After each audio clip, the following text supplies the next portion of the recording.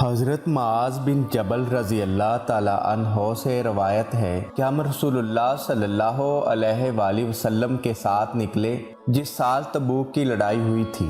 آپ صلی اللہ علیہ وآلہ وسلم اس سفر میں نمازیں جمع کرتے تھے۔ آپ صلی اللہ علیہ وآلہ وسلم نے ظہر اور عصر کی اکٹھی نماز پڑھی، پھر مغرب اور عشاء بھی اکٹھی پڑھی۔ ایک دن آپ صلی اللہ علیہ وآلہ وسلم نے نماز میں دیر کی، پھر نکلے اور ظہر اور عصر کی نماز اکٹھی پڑھی، پھر اندر چلے گئے۔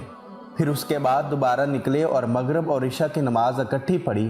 اس کے بعد آپ صلی اللہ علیہ وآلہ وسلم نے فرمایا، اگر اللہ نے چاہا تو کل تم تبوک کے چشمے پر پہنچو گے اور تم وہاں دن چڑھنے سے پہلے نہیں پہنچو گے۔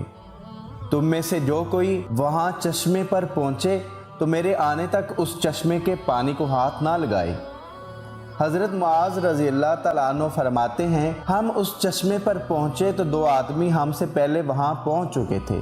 چشمے میں پانی جوتے کے تسمے کے برابر تھا اور وہ بھی آہستہ آہستہ بہہ رہا تھا۔ رسول اللہ صلی اللہ علیہ وآلہ وسلم نے ان دو آدمیوں سے سوال کیا، تم نے اس پانی کو ہاتھ لگایا ہے؟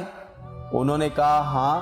آپ صلی اللہ علیہ وآلہ وسلم نے ان کو ڈانٹا، جو اللہ کو منظور تھا وہ ان کو کہا۔ اس کے بعد لوگوں نے چلو سے تھوڑا تھوڑا پانی ایک برتن میں جمع کیا۔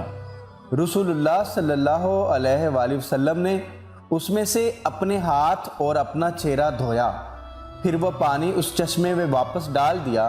وہ چشمہ جوش مار کر بہنے لگا، یہاں تک کہ لوگوں نے پانی پیا اور جانوروں کو بھی پلایا۔